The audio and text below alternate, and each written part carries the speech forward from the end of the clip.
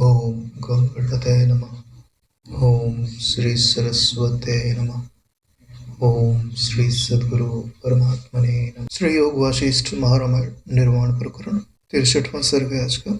इस सर्ग का विषय है अज्ञानी की दृष्टि में भीतर ही भीतर अनंत सर्ग संपत्तियां हैं, लेकिन ब्रह्मज्ञानी की दृष्टि में एकमात्र चिद्घन ब्रह्म ही सब कुछ है। यह वर्णन यानी अज्ञानी की जो दृष्टि है उसके भीतर भेद भरा हुआ है, और जो भेद है वो नाना प्रकार के संकल्पों का कारण होता है।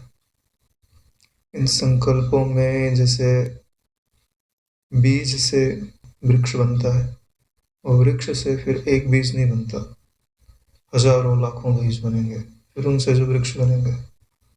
इस परंपरा का कोई अंत नहीं है कि एक बीज कितने वृक्षों को जन्म देगा, एक संकल्प कितने संकल्पों को जन्म देगा। तो यही जो जीव है वो अपने भीतर गिने नहीं जा सकते इतने संकल्पों को उसने संजो के रखा हुआ है।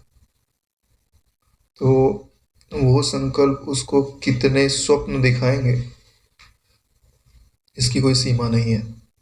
कभी देवता रूपी स्वप्न, कभी यक्ष रूपी स्वप्न, कभी मनुष्य रूपी स्वप्न, कभी चींटी रूपी, कृमि रूपी, वृक्ष रूपी, लता रूपी, नाना प्रकार के स्वप्न देखेगा।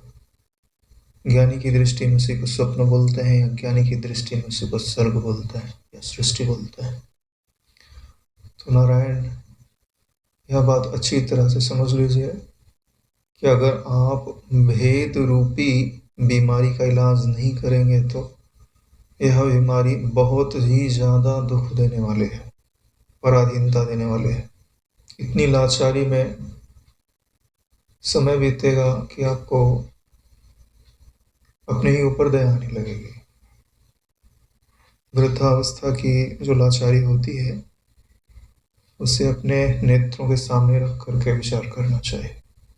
और जो बच्चे अनाथ होते हैं, जिनको कोई देखने वाला नहीं होता, उनका जीवन कैसा जाता है। तो ये जितनी भी परेशानियां दिखाई देती हैं उन सब का कारण क्या है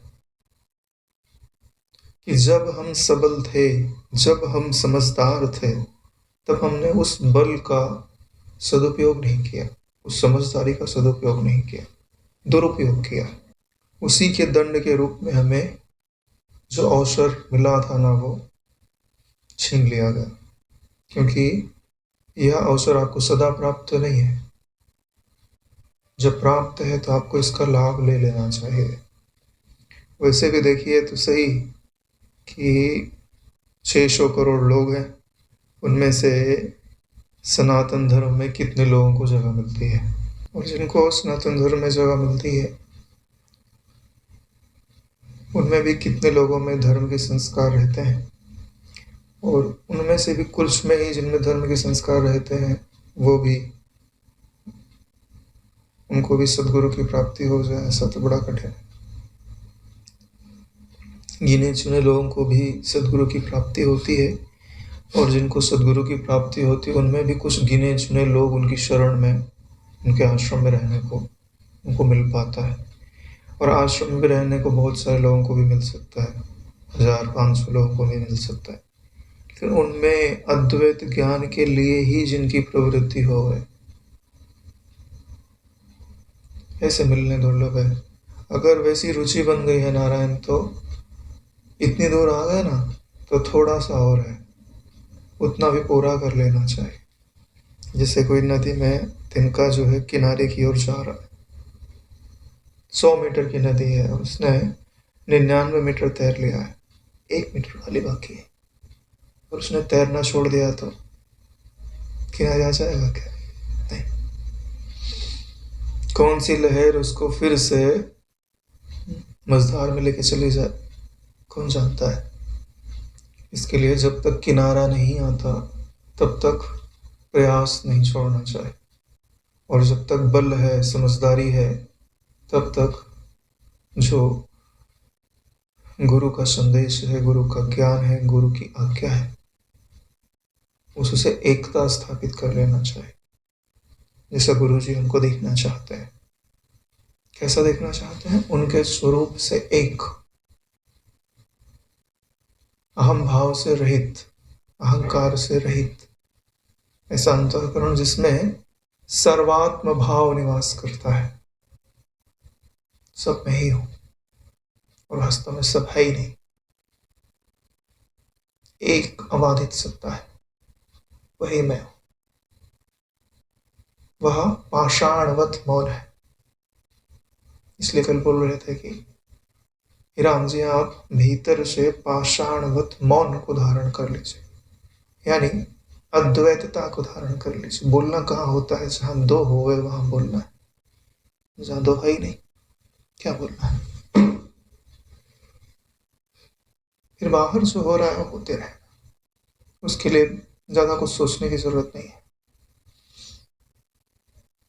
व्यवहार अपने आप होते रहे।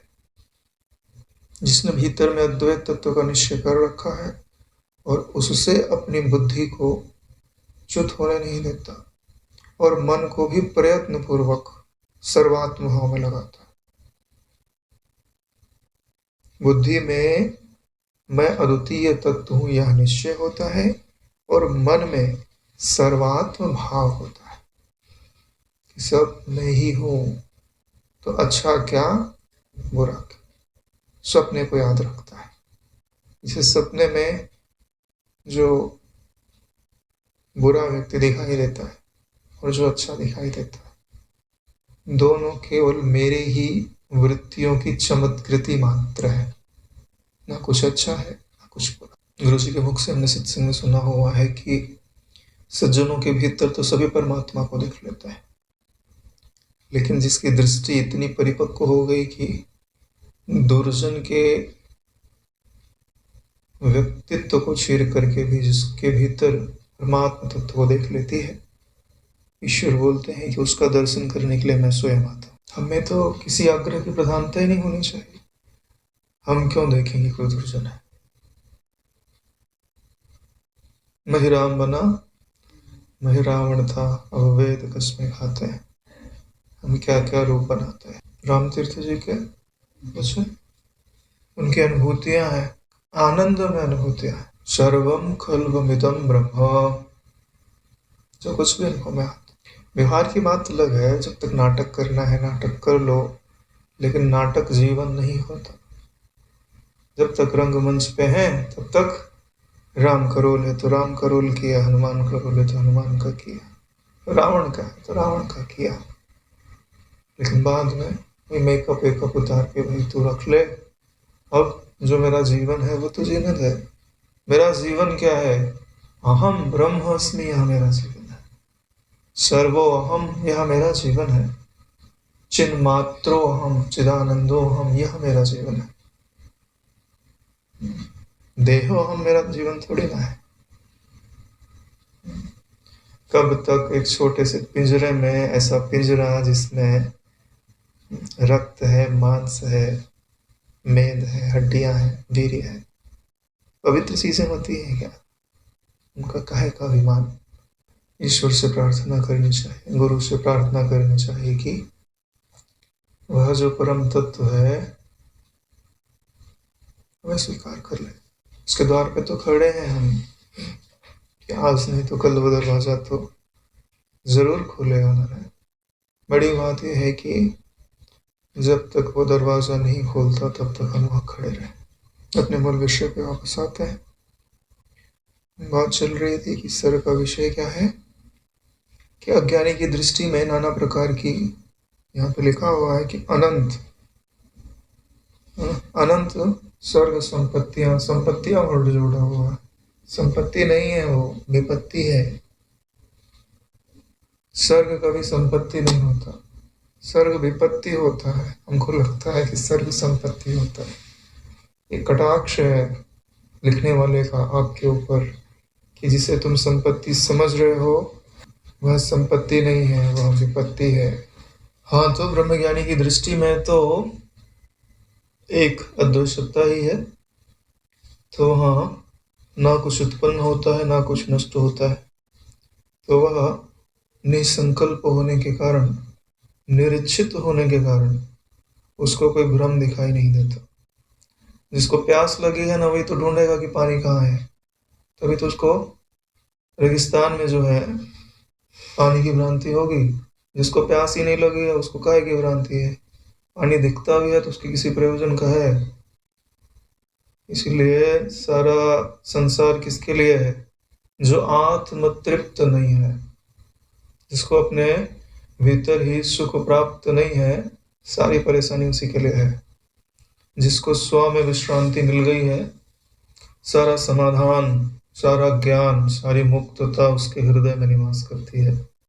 इतना ही अंतर है ज्ञानी में और ज्ञानी में। कितने का अंतर है? तृप्ति शब्द का अंतर है।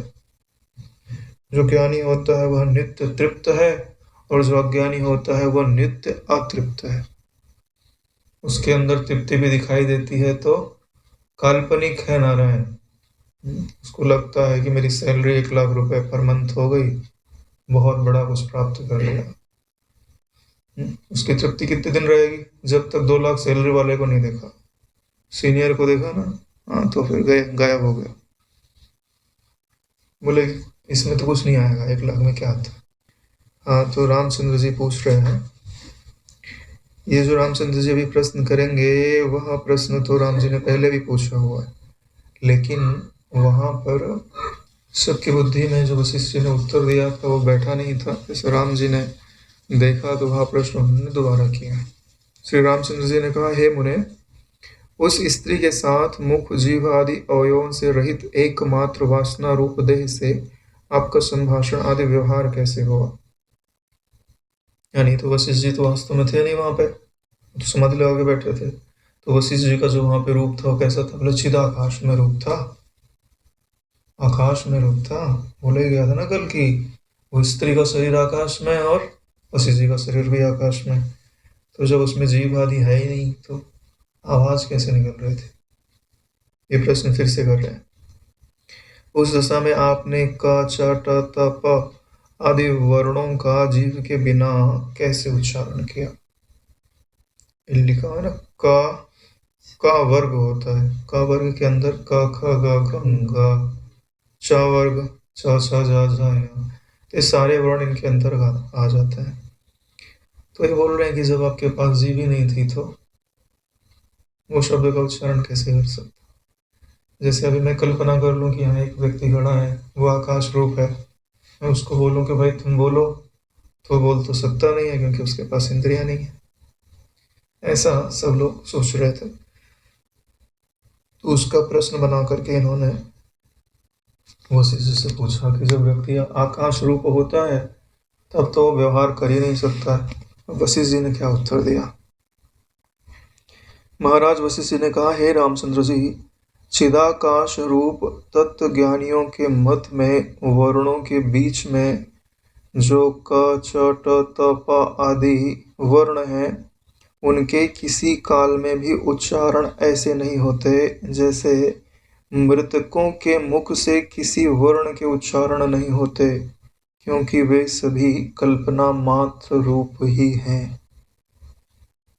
देखो, राम जी जो है वो वशिष्ठ जी को अपनी दुनिया में लाना चाहते थे कि तुम तो आकाश रूप थे और हम लोग यहाँ सशरीर हैं, साकार हैं, हमारे पास तो जीव आदि है, और तुम तो वहाँ बिना जीव के स्थित थे। तो वशिष्ठ जी ने बोला, अच्छा ऐसी बात है, अभी रुको, अभी हम पहले तुमको वहां ले जाते हैं जहां तुम्हारे पास भी जीव आदि नहीं है। देखो गुरु की युक्ति है ये। उन्होंने उत्तर थोड़ी ना दिया है, बोले कि जिसको तुम अभी साकार समझ रहे हो वास्तव में वह भी निराकार ही है, वह भी शून्य रूप ही है। जितने तुम वर्ड बोलते हो का च टा ता पा, ठीक है, ये कैसे हैं? जैसे कोई मृतक व्यक्ति होता है तो किसी वर्ण का उच्चारण कर सकता है क्या? नहीं कर सकता ना। तो ठीक ऐसे ही जो आपने वहाँ शब्द सुनने की जो आपके अंदर समझ है कि मैंने वहाँ पे वो शब्द सुने हैं, तो वास्तव में कैसे हैं? बोले अनसुने से हैं, सुने ही नहीं गए। क्यों? ये जगत ही अन हुआ नहीं है, ये जगत अन हुआ है नारायण, कभी उत्पन्न नहीं हुआ, बंध्या का पुत्र है। जब संसारे बंध्या का पुत्र है तो इसमें कभी शब्द आदि हो सकते हैं क्या? जब शब्द ही नहीं है तो किसने कौन सा शब्द सुना? उदाहरण, जैसे एक व्यक्ति सपने में सोया हुआ हो, दूसरा व्यक्ति पास में बैठा हुआ हो, तो वो नाना प्रकार का अपने सपने के अंदर संभाषण कर रहा होगा। दूसरे वाले व्यक्ति के लिए कोई शब्द है? कोई शब्द नहीं है। ऐसे ही पहले किस बात को सत्यापित कर रहे हैं कि जो सुना गया था या जिसकी आप अभी कल्पना कर रहे हो वो आकाश रूप था, और ये तुम्हारा जो जगत अभी है ये भी आकाश रूप है। यानी किसी प्रश्न का उत्तर देना इष्ट नहीं है वशिष्ठ जी को, जो वास्तविक तत्व है उसका बोध कराना इष्ट है। कहानी थोड़ी ना सुना रहे हैं कि उस स्त्री ने क्या किया, फिर क्या हुआ, फिर क्या हुआ। ये जो है कथा मत ढूंढिए, इसमें तत्व ढूंढिए। तत्व ढूंढेंगे तो तात्विक दृष्टि बनेगी। कथाएं तो माध्यम होती हैं उस बात को समझाने का, एक बहाना है। जैसे डॉक्टर को इंजेक्शन लगाना होता है तो छोटे से बच्चों को बहलाता है, टॉफी देगा, हाँ तो टॉफी खा ले, तो टॉफी में मन लगा उधर इंजेक्शन लगा देगा। ऐसे ही है, बहाना दिया गया कि भाई क्या हुआ होगा, उसके साथ ये जो ज्ञान है वो अपने आप परोसे जा रहा है। एक निरामय सत्ता है, वही आपका वास्तविक मैं है। देह से अपने आप को पृथक कर लीजिए, अंतःकरण से पृथक कर लीजिए, और जो वास्तविक तत्व है उससे अपना मैं समझ करके कि मेरा वास्तविक मैं वही है, उसका चिंतन करिए, उसमें विश्राम पाइए। इतना ही तो काम है। अब इसमें अड़चन कौन डालता है? आपकी आदत है, जो पहले से आपने संसार को सत्य मान रखा है, उससे प्रीति कर रखी है, और हमारी मान्यता के अनुसार कुछ अनुभव होने चाहिए, ऐसी जो मान्यताएं हैं वही रोड़ा अटका रही है। और क्या है, सीधे सीधे चले जाएं तो आत्म तो कोई पराई वस्तु नहीं होती। यह मकान थोड़ी ना है कि बनाओगे तो इतना टाइम लगेगा ही लगेगा। टाइम की बाउंडेशन नहीं है। किस चीज़ की बाउंडेशन है? समर्पण की। आप अपने लक्ष्य के प्रति कितने समर्पित हैं? आप चाहते भी हैं उसको पाना कि नहीं? कि आपका धैर्य 2 मिनट में जवाब दे देता है? दूध से दही जमाना होता है तो जितना समय चाहिए उतना तो लेगा ना। फिर उसके पहले अगर आपका धैर्य जवाब दे दिया तो बोले दही नहीं जमेगा, फेंक दो उठाकर, फिर तो नुकसान किसका है?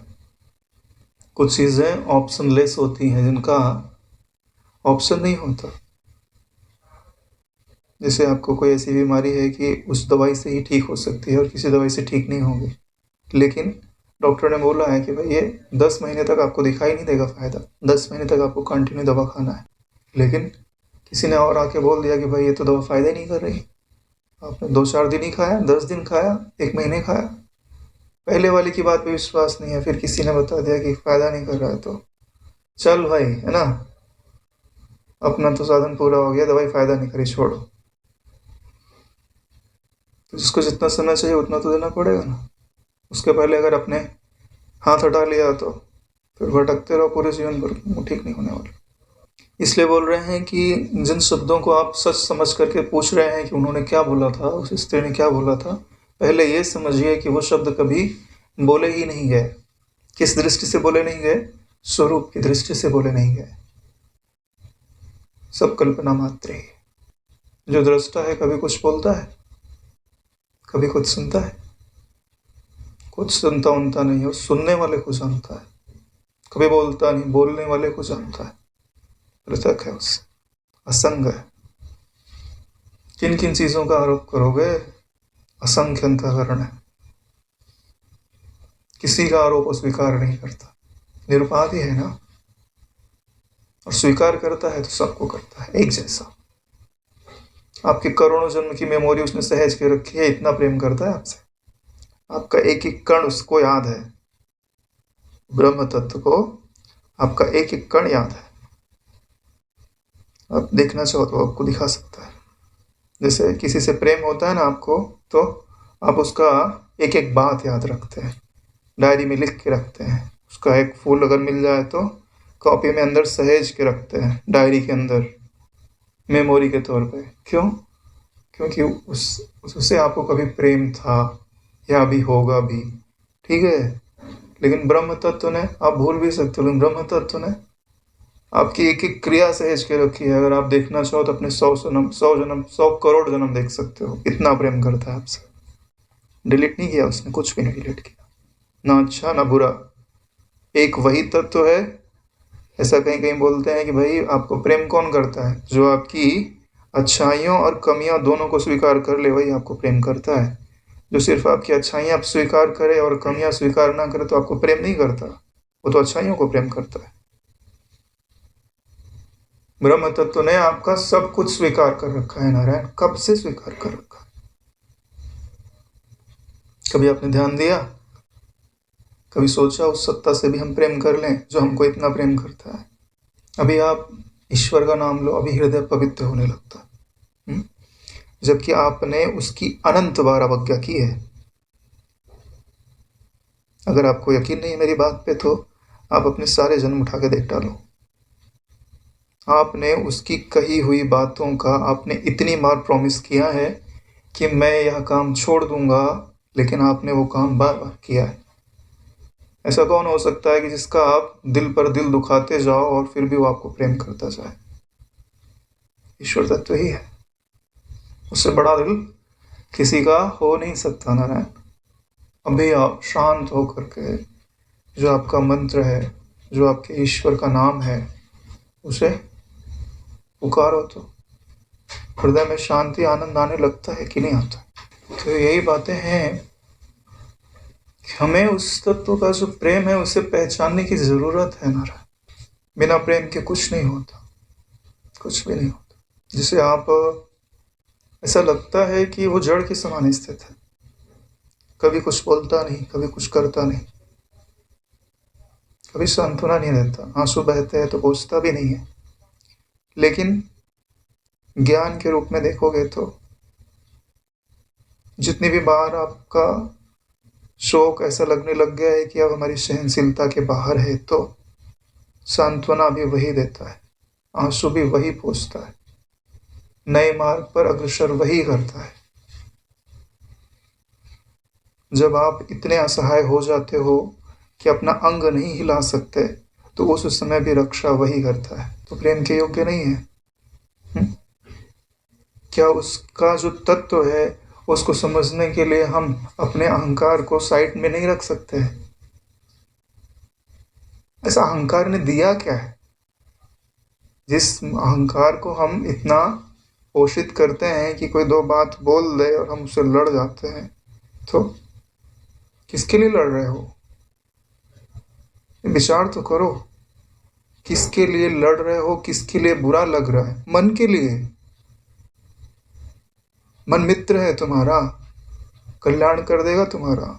जितना बेड़ा गर्क तुम्हारा मन ने किया है उतना तो किसी ने नहीं किया ना। आज जो विष्ठा के कृमि होकर के पड़े हैं, उन्होंने अपने मन की बात मानी है और मन ने उनको ऐसी जगह पहुंचा दिया। और जिन्होंने गुरु की बात मानी है उन्होंने वे ब्रह्म से एक हो गए नारायण। उनकी काल्पनिक मूर्ति की भी पूजा होती है। उनका जो वपु दिखाई देता है ना, काल्पनिक है, उसकी भी पूजा होती है। और उसकी भी पूजा होने से ईश्वर की पूजा मानी जाती है, ब्रह्म की पूजा मानी जाती है। ईश्वर स्वीकार करता है उसकी पूजा को। उसके नाम से कोई मानता मान लेना तो ईश्वर समझता है कि ये मेरी मानता मानी हुई है। तो थोड़ा सा हमको विचार करना चाहिए, विवेक करना चाहिए कि हम इतना बड़ा प्रपंच किसके लिए कर रहे हैं और क्या योग्य है। अगर योग्य नहीं है तो जो श्रेय का मार्ग है उस ओर चलना चाहिए। अगले श्लोक में बस इसी कहते हैं, यदि कहीं स्वप्नों में वर्णों का उच्चारण परमार्थ होता तो फिर पास में स्थित जागे हुए पुरुष को भी उसका अनुभव होता। अर्थात समीपस्थ जागृत पुरुष भी उसे सुन पाता। इसका मतलब है कि जो वर्णों का उच्चारण होता है वह परमार्थ नहीं है। परमार्थ किसे बोलते हैं? ऐसा अर्थ जो सबके लिए सदा उपलब्ध हो, तीनों कालों में, तीनों अवस्थाओं में। जागृत में भी उपलब्ध हो, स्वप्न में भी उपलब्ध हो, सुषुप्ति में भी उपलब्ध हो, भूतकाल में भी उपलब्ध हो, वर्तमान में भी उपलब्ध हो और भविष्य में भी उपलब्ध हो। मेरे लिए भी उपलब्ध हो, तुम्हारे लिए भी उपलब्ध हो, स्वर्ग में जो है उसके लिए भी, पाताल में जो है उसके लिए भी। ऐसा कौन सा तत्व है जिसने सबको धारण कर रखा है? वही हो सकता है, अधिष्ठान वस्तु ही हो सकती है ना नारायण। तो ये जो वर्णों का उच्चारण आप का चाटा तपा बोल रहे हो, ठीक है, ये तो तुम हिंदी भाषी हो या संस्कृत भाषी हो तो का चाटा तपा बोलते हो। कोई अंग्रेजी बोलता होगा तो ABCD बोलेगा, है ना। उर्दू होगा तो अलिफ बे पे टे तैसे बोलेगा। तो सबके लिए लैंग्वेज अलग अलग है ना। और कहीं तो लैंग्वेज ही नहीं है, इशारे से ही काम चलता है। तो ये परमार्थ वस्तु तो नहीं हो सकती ना, इसीलिए बोल रहे हैं कि इसे आप सत्य मत समझिए, ठोस मत समझिए। देखो बड़ी बात क्या है कि यह जो जगत हमको दिखाई देता है, इसमें जो पदार्थता हमको भासती है, ठीक है, वही पदार्थता बंधन का कारण है। हमको क्या लगता है जगत ठोस है, बॉटल छूते हैं ना, ये ठोस लगती है ना। जो हमारी पांचों इंद्रियां जो हमको ज्ञान परोस रही हैं, हमको उसमें आस्तिकता की दृढ़ भावना है कि ये है ही, जबकि ये है ही नहीं। क्यों नहीं है? क्योंकि पांचों इंद्रियां सत्य हैं क्या? जब पांचों इंद्रियां सत्य नहीं है तो इंद्रियों के द्वारा दिया गया ज्ञान सत्य कैसे हो सकता है? ये बात हमको अपने भीतर में गहरे से गहरे तल में बिठानी पड़ेगी। उसी बात को बिठाने के लिए इतना उद्योग है कि वशिष्ठ जी इस जगत की पदार्थता आपके चित्त से विदा करना चाहते हैं। जब पदार्थता विदा हो जाएगी तो पदार्थता की इच्छा भी विदा हो जाएगी, और जब इच्छा विदा हो जाएगी तो संकल्प भी विदा हो जाएगा। जब संकल्प विदा हो जाएगा तो सर्ग भी विदा हो जाएगा। जब सर्ग विदा हो गया तो बचेगा कौन? एक ज्ञान में सत्ता, आनंद में सत्ता बचेगी, जिसको आप हर क्रिया में ढूंढ रहे हो। आपकी हर क्रिया उसी को ढूंढ रही है। अब खा उसी के लिए रहे। भूख लगती है ना, खाने के बाद क्या मिलता है? तृप्ति हो गई। ढूंढ तृप्ति को रहे, पदार्थ को नहीं ढूंढ रहे हो। आवश्यकता प्राणों को पड़ती है, लेकिन प्राणों से आवश्यकता से अधिक आप खाते हो। प्राणों को तो बिना नमक का भी चलेगा, आप नमक डाल के क्यों खाते हो? प्राणों ने कभी बोला नमक चाहिए मुझको? नुकसान ही है इतनी वैरायटी जो खाते हो आप। यानी आप प्राणों की आहुति से अधिक भोजन को महत्व देते हो। किसके लिए? तृप्ति के लिए, संतुष्टि के लिए। तो उस संतुष्टि के रूप में आप ब्रह्म को ढूंढ रहे हो नारायण। आपको पता नहीं चल रहा, आपकी हर क्रिया, आपकी वृत्ति का हर स्फुरन, वह स्फुरन कुछ खोज रहा है। खोज रहा है कि नहीं खोज रहा है? खोज रहा है नारायण। आपको पता नहीं चल रहा है, सूक्ष्मता से देखोगे तो पता चलेगा कि वह हर बार उपज कर कुछ खोजता है, और जिस चीज को पकड़ करके फिर हृदय में लेके जाता है तो पता चलता है कि हृदय में जाते हुए ही उसकी सच्चाई उजागर हो जाती है कि जिसको मैं ढूंढ रहा था ये वो नहीं है, छोड़ देता है उसको। अनंत जन्मों से वो यही कार्य कर रहा है। हृदय में स्फुरित होता है, इंद्रियों के द्वारा, ज्ञान इंद्रियों के द्वारा बाहर जाता है, और बाहर कुछ अपना प्रिय जिसको वो समझता है उस विषय का ज्ञान लेकर के हृदय में आता है।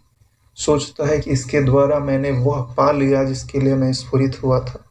लेकिन जैसे ही हृदय में आता है, उसका जो उसके प्रति सुखाभाव था, सुखाभाव, सुख का भाव था, वो हृदय में जाते ही वस्तु बदल गई। वस्तु के बदलने से उस पर रखा सुख भी बदल गया, और उसको मिला क्या? धोखा। ठगे जा रहे नारायण आप। नहीं तो आपके हृदय में अभी सुख होता ना, कितनी बार अच्छा भोजन किया होगा? नहीं किया होगा, तो उसके द्वारा जो सुख मिला अभी हृदय में है। अच्छे दृश्य देखे होंगे, वृत्त बन रहा है ना ये, हृदय से उपजना, आंख से, कान से, नाक से बाहर जाना, विषयों को पकड़ना, उनका ज्ञान लेके फिर हृदय में आना,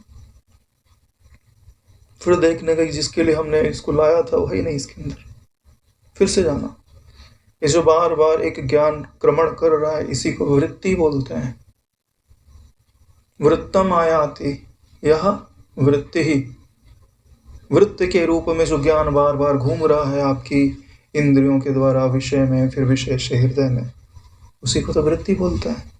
इसलिए तो वृत्ति वृत्ति शब्द बोला जाता है। और आपको यह चक्र खत्म करना है नारायण। वृत्ति जहां से उपज रही है ना, वही उसका सुख का स्रोत है, उसी को वो ढूंढ रही है जिससे उपज रही है, उसे पता ही नहीं है। इसलिए ये जो वर्ण है वे परमार्थ नहीं हो सकते। क्यों? क्योंकि सदा उपलब्ध नहीं है, सबको उपलब्ध नहीं है। इसलिए स्वप्न में उसकी सत्यता कुछ भी नहीं रहती। तो स्वप्न में जो वर्ण सुनाई देते हैं उनकी सत्यता कुछ भी नहीं रहती, क्योंकि जगने के पश्चात उनका कोई अस्तित्व नहीं है।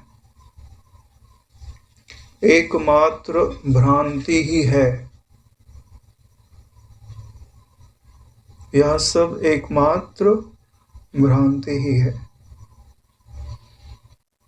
निद्रा स्वभाव बल से कल्पित चिदाकाश मात्र का वह स्फुरण चिदाकाश में ही है।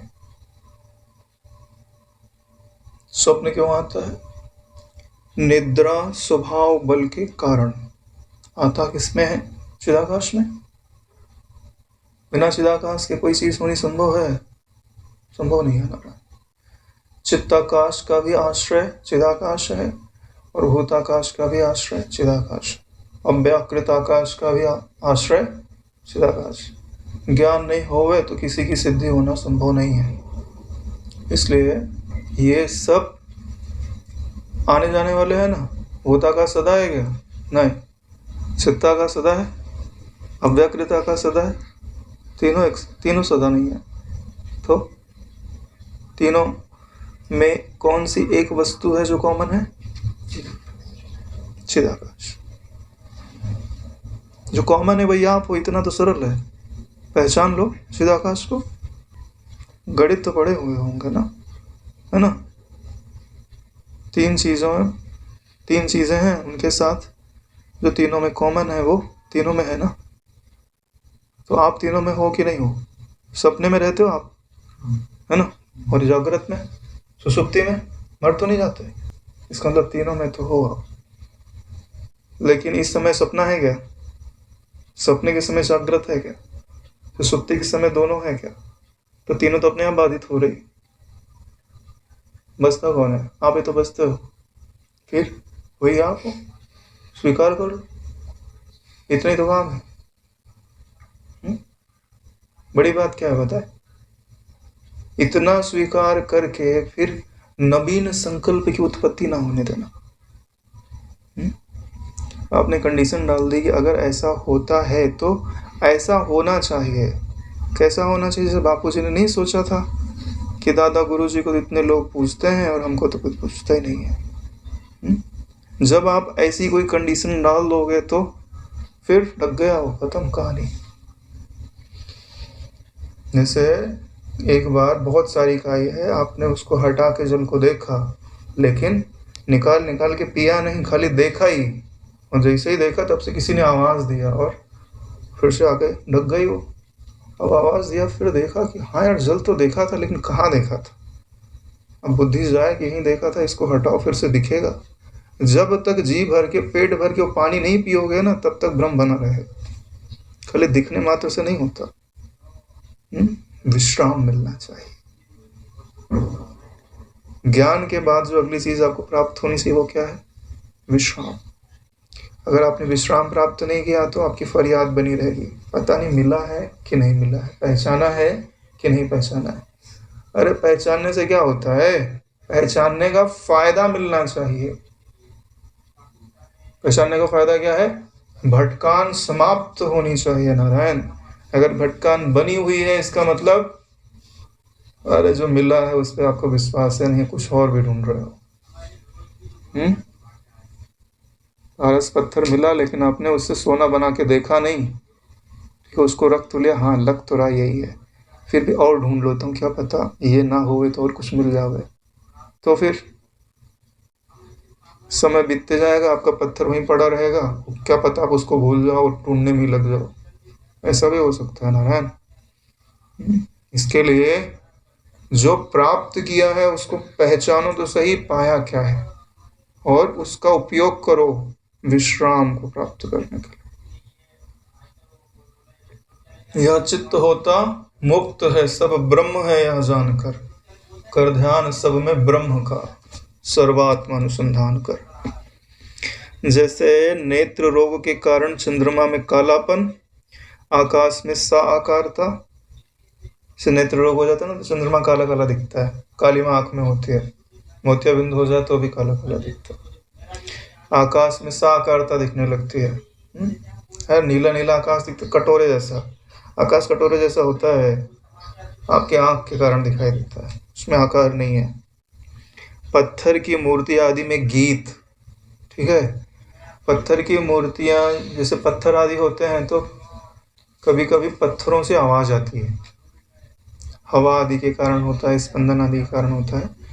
जहाँ एकदम सुनसान इलाका होता है तो पत्थरों में से कुछ आवाजें आती रहती हैं, ऐसा लगता है कि वो पत्थर गीत गा रहे हैं, पत्थर गीत नहीं गा रहे हैं, वहाँ पे हवा आदि के कारण कुछ ऐसी क्रियाएं होती है जिनके कारण आवाज लगती है। पानी का संयोग पत्थर के साथ होता है तो भी आवाजें आती हैं, तो उनको गीत के रूप में समझा जा सकता है। तो ये जो गीत गाए जा रहे हैं वे सब प्रातिभाषिक अर्थता को प्राप्त चिदाकाश रूप ही है। प्रातिभाषिक अर्थता को प्राप्त चिदाकाश रूप है। प्रातिभाषिक इसको बोलते हैं और जो मनोमात्र हो गए,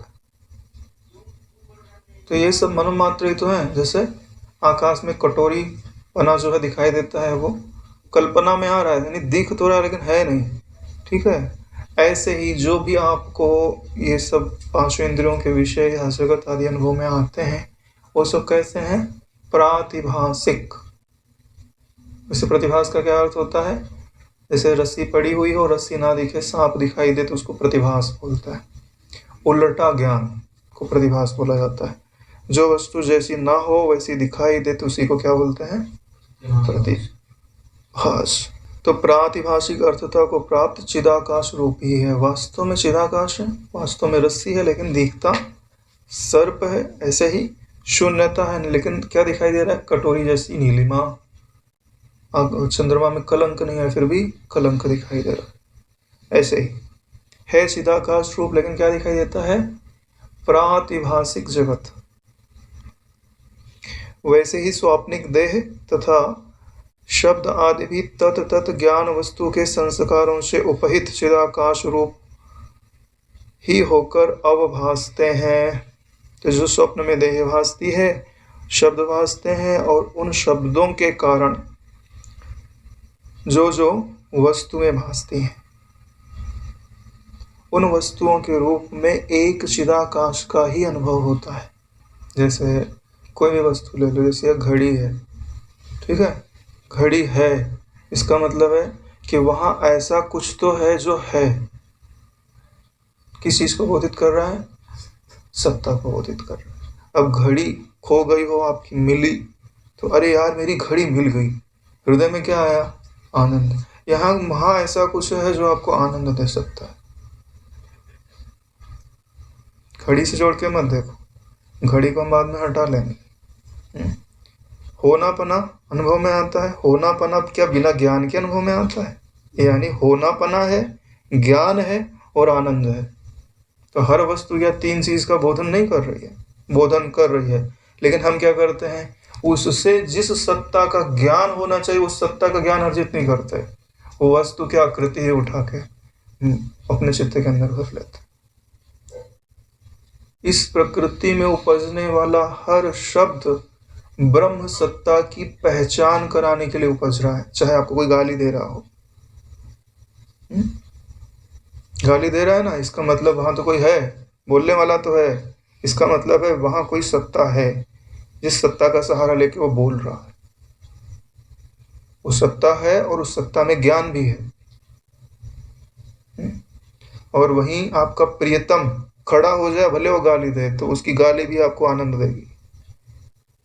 शब्दों का दुख नहीं होता, कौन बोल रहा है इसके कारण दुख है। जो व्यक्ति गाली दे रहा है वही आपका प्रियतम खड़ा होकर गाली दे तो दुख होगा क्या? अरे सुख होगा नारायण। आप गुरु जी होकर गाली दें तो दुख होगा क्या? मूर्ख ही है जो दुख मनाए। परम सौभाग्य हुआ कि गुरु जी ने हमको अपना माना है और ये वचन मिल रहा है। हाँ, तो शब्द थोड़ी दुख दे रहे, आपकी भावना दुख दे रही है नारायण। तो तीनों चीज का बोध हर चीज कर रही है, हर सब सदा से कर रही है। पहले वाले स्वर में हमने पढ़ा हुआ था कि जैसे कुल्हाड़ी से लकड़ी काट रहे हैं, तो जो शब्द होते हैं वो किसकी ओर इंगित कर रहे हैं कि लकड़ी काटी जा रही है, लकड़ी का बोधन हो रहा है ना। वो आवाज से कुछ कोई शब्द बोल नहीं रही है, वो खट खट खट आवाज आ रही है, लेकिन बता क्या रही है कि लकड़ी है वहां पे। ऐसे ही चाहे जितने भी शब्द हो रहे हो, क्या बता रहे हैं कि एक सत्ता है और वो ज्ञान रूप है। और बारीकी से देखोगे तो पता चलेगा कि वो आनंद रूप है। हर शब्द ब्रह्म तत्व की पहचान नहीं दे रहे ना। दृष्टि नहीं है हमारी उसको पहचानने की, नहीं तो निरावरण हो गया होता। जैसे आकाश का मूर्त रूप से स्फुरण आकाश से भिन्न नहीं है, तो आकाश में जो आकृति भास रही तो क्या आकाश से भिन्न है? आकाश नहीं होता तो दिखती गया। वैसे ही वह चिदाकाश का स्फुरण आदि भी जो स्वप्न ज्ञान में जगत आकार से प्रसिद्ध है, उस चिदाकाश से भिन्न नहीं है। जैसे आकाश में जो आकृतियां दिखाई देती हैं वह आकाश से भिन्न नहीं है, ऐसे ही चिदाकाश में जो स्वप्न आदि दिखाई देते हैं वह चिदाकाश से भिन्न नहीं है। चलो साधारण तरीके से समझ लेते हैं, ऐसे समझ में नहीं आ रहा तो, है ना। अंगूठी है किसी के पास? अंगूठी तो देखी होगी सब लोगों ने, ठीक है क्या वो वास्तव में? सोना है या चांदी है जिसकी भी अंगूठी होगी, ठीक है। अब उसमें जो अंगूठी की आकृति है, क्या वो अलग निकाल के रखी जा सकती है और सोना अलग निकाल के रखा जा सकता है? नहीं रखा जा सकता ना। यानी आकृति जीवित है तो बिना सोने के जीवित नहीं है, लेकिन सोना बिना आकृति के जीवित रहता है। ऐसी चिदाकाश बिना आकृति के जीवित रहेगा, लेकिन सपना बिना चिदाकाश के जीवित नहीं रहेगा। इस दृश्य दिखाई दे रहा है, यह बिना चिदाकाश रूपी मिट्टी के यह विश्व रूपी घड़ा नहीं सरवाइव कर सकता, लेकिन घड़े के बिना मिट्टी तो रहेगी ना। ऐसे ही इसलिए बोल रहे हैं कि जो स्वप्न आदि जगत दिखाई देते हैं वो ब्रह्म से अभिन्न है, लेकिन ब्रह्म उनसे स्वतंत्र रूप से अलग होकर के भी अनुभव में आता है। हे श्री राम जी, उसे आप चिदाकाश रूप ही जानिए।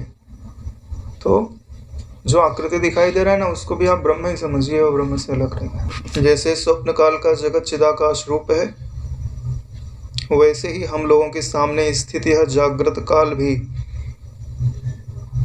यह जगत भी चिदाकाश रूप ही से ही अवस्थित है। मूल बात पे आ गए वापस। स्वप्ने का दृष्टांत अभी तक ले, अब उस स्वप्ने के साथ इस जगत की तुल्यता कर दी कि जैसे वो जगत, स्वप्ने वाला जगत चिदाकाश रूप था, वैसे ये जगत भी चिदाकाश रूप ही है। दोनों में कोई अंतर नहीं है। वह अल्पकाल के लिए भासता है, यह दीर्घकाल के लिए भासता है, इतना ही अंतर है, बाकी और क्या अंतर है। वहाँ थोड़ी अनव्यवस्था रहती है, यहाँ थोड़ी व्यवस्था है। वहाँ मनोमयता की प्रधानता होती है, बुद्धिमयता की प्रधानता, इतना ही है और क्या। लेकिन विचार दृष्टि से देखेंगे तो दोनों में कोई अंतर नहीं है। तथा जैसे यह जगत चिदाकाश रूप होते हुए भी चिदाकाश रूप नहीं है, वैसे ही समाधि काल का भी मेरा वह जगत है। यहाँ पे बोल रहे हैं कि जैसे यह जगत चिदाकाश रूप होते हुए भी चिदाकाश रूप नहीं है। अभी तो बोल रहे थे कि चिदाकाश रूप है, अभी क्या बोल रहे हैं कि चिदाकाश रूप नहीं है। तो इन जगत में कुछ ऐसी वस्तु है कि जिसको छोड़ देने के उपरांत जगत चिदाकाश रूप हो जाता है। वो क्या है? नाम और रूप। माया। हाँ, नाम और रूप को अगर आप छोड़ दीजिए तो यहाँ जगत जो है वो ब्रह्म कहा जाता है या चिदाकाश कहा जाता है। जैसे स्वप्न के समय आकार भासते हैं, लेकिन जगने के बाद आकार भासते हैं नहीं भासते ना। तो आपको आपकी ब्रह्मता का बोध कब हुआ? जब जितने आकार थे वो सब बाधित हो गए, उनको छोड़ने के बाद ही तो एकता हुई। अगर उनको गिनते तो सब अलग अलग नहीं नजर आते। ऐसे ही जितनी आकृतियां दिखाई देती हैं, इन आकृतियों को मत गिनो, या आकृतियां जिससे बनी है ना उसको गिनो, ठीक है। जैसे सुनार होता है ना, सुनार तो नाना प्रकार की आकृतियों वाली वस्तुएं उसको प्राप्त है, लेकिन उसको सोना चाहिए ना, तो सबको पिघला के गला के सोना बना लेता है। अलग अलग रखेगा तो कैसे काम चलेगा? ऐसे तुम पिघलाओ सबको और एक वस्तु बनाओ तो क्या रहेगी? चिदाकाश, उसके सिवाय कुछ है? इस जगत को मारने की जरूरत नहीं है कि तुम इसको आग में डालो, पिघलाओ, फिर देखो, है ना। ज्ञान रूपी आग में डालोगे तो आकृतियों के रहते हुए भी तुमको समझ में आ जाएगा। तो वैसे ही समाधि काल में वो जगत भी था, चिदाकाश रूप था भी और चिदाकाश रूप नहीं भी था। यानी नाम रूप की दृष्टि से चिदाकाश रूप नहीं है और सत्ता की दृष्टि से चिदाकाश रूप है। इससे सिद्ध हुआ कि जो कुछ दिखता है वह सब चिति का ही स्फुरण रूप चमत्कार है। अणु मात्र भी चिद रूप से कुछ अलग नहीं है। चिति का ही स्फुरण है, ज्ञान का ही स्फुरण है। एक ज्ञान सत्ता ही है जिसमें संकल्प के कारण नाना तो दिखाई देने लगता है। संकल्प मिटा नहीं, सारा नाना तो शांत हो जाता है। और वह मंगल में सत्ता है। जितना ज्यादा आप उसका ज्ञान प्राप्त करेंगे, उसमें विश्राम पाएंगे, उतना ज्यादा इस लोक में भी मंगल होगा, मानस लोक में भी मंगल होगा और आत्मिक लोक में भी मंगल होगा, क्योंकि वही वस्तु परम मंगल है। सारी मंगलता इस जगत में जिसको भी प्राप्त है वह उसी वस्तु से प्राप्त है। सत्संग में हमने सुना होगा कि जिन संतों के दर्शन से सारा जगत पवित्र होता है, वो संत जन भी उस सत्ता में विश्राम पाने से सबको पवित्र करने की सामर्थ्य प्राप्त करते हैं। तो आप पहचान लीजिए, आप में सबको पवित्र करने की सामर्थ्य आ जाए, उसके सिवाय कोई आश्रय नहीं है। विचार करके देखिए, कोई आश्रय प्राप्त होता है? अरे जिसने सबको आश्रय दे रखा उसके सिवाय कोई आश्रयदाता नहीं हो सकता। अगर आप किसी आकृति को आश्रय स्वीकार करते हो तो विचार के देखो, उस आकृति को आश्रय किसने दिया हुआ है। जब तक सत्य वस्तु प्राप्त नहीं होती ना, तब तक किसी से मोह मत करो। सब पर ज्ञान विचार अप्लाई करके देखो क्या है। यह अधिकार आपके गुरु जी ने आपको दिया हुआ है। अद्वैतम भावे नित्यम सर्वावस्था सर्वदा। किसी की भी आकृति को जीवित मत रहने दो जब तक तुम्हें सत्य का साक्षात्कार नहीं होता। इससे कोई तुमसे रुष्ट नहीं होगा, प्रसन्न होगा, क्योंकि वो उनका वास्तविक रूप ही नहीं है, काल्पनिक रूप है। जिस रीति से यह सब सौंदर्यपूर्ण जगत स्फुरित हो रहा है, उस रीति से तो वह चतुर ब्रह्म ही स्फुरित हो रहा है। ये जो सौंदर्यपूर्ण जगत है ना, सुंदरता, सौंदर्य वंदर्य कुछ नहीं है, ये तुमको बताने के लिए कह रहे हैं। सौंदर्यपूर्ण, तुमको सुंदरता कहाँ दिखाई देने लग गई जगत के अंदर? सुंदरता हृदय में निवास करती है, नारायण दृश्य में निवास नहीं करती है। क्योंकि वही की वही वस्तु है जो एक व्यक्ति को सुंदर लगती है, दूसरे को सुंदर लगती है। सुंदरता आपके हृदय में निवास करती है, इस भावना में निवास करती है कि यह मेरा प्रियतम है, यह मेरे अनुकूल है। यही जो भाव है वो उसको सुंदर बना देता है। भाई, जिन कृष्ण भगवान की मूर्ति देख कर क्या प्रसन्नता से भर जाते हो, लेकिन जिनके अंदर वो ईश्वर है, ऐसा संस्कार ही नहीं डाला गया, वो उनके लिए कोई मतलब नहीं है। दुर्भावना होवे तो उनके हृदय में जलन भी हो सकती है। नारायण कृष्ण भगवान तो वही थे, दुर्योधन देख देख के चलते रहता था, कुड़ते रहता था, बोले पकड़ लो इनको, जंजीरों से बांध दो। उनको पता नहीं है कि उनको बांधा नहीं जा सकता। आकाश तक तो को बांधने चला है ना, वो भी जंजीर लेके। हद हो गई। होए भी कहीं ना, गुरु नहीं ना। तो गदा सिखाने वाले तो गुरु मिल गए उनको, लेकिन है ना, वह गदा अज्ञान पे मारने वाले गुरु नहीं मिले। इसके लिए तो बोल रहा है कि आकाश को बांध दो, है ना, चिदाकाश को बांध दो, मूर्ख कहीं का, है ना। उनको बांधना है तो प्रेम की जंजीर लेनी पड़ती है, जो विदुर जी के पास थी। थोड़ी अक्ल ले लेता तो बिना लड़े ही पूरा साम्राज्य मिल जाता उसको, बिना लड़े। अरे भगवान कृष्ण तो बोल रहे थे ना कि 5 गांव दे दो खाली, तो 5 गांव दे देता तो क्या हो जाता। अधिकार तो गांव पे उसका ही रहता ना। इसीलिए बोलते हैं कि जिसको नष्ट होना होता है ना, वो अज्ञान का आश्रय लेता है। बिना तत्व ज्ञान के कोई मुक्त नहीं होता मेरा। ऐसा मत समझ लो कि लोग मुक्त हो गए, कई जन्म लेकर के फिर से राग द्वेष कर रहे होंगे। स्वर्ग मिल जाना यह कोई बहुत बड़ी उपलब्धि नहीं है। दुर्योधन को स्वर्ग मिला ना, वीर गति को प्राप्त हुआ था, तो इसका क्या मतलब है, मुक्त हो गया? कोई मुक्त नहीं होगा।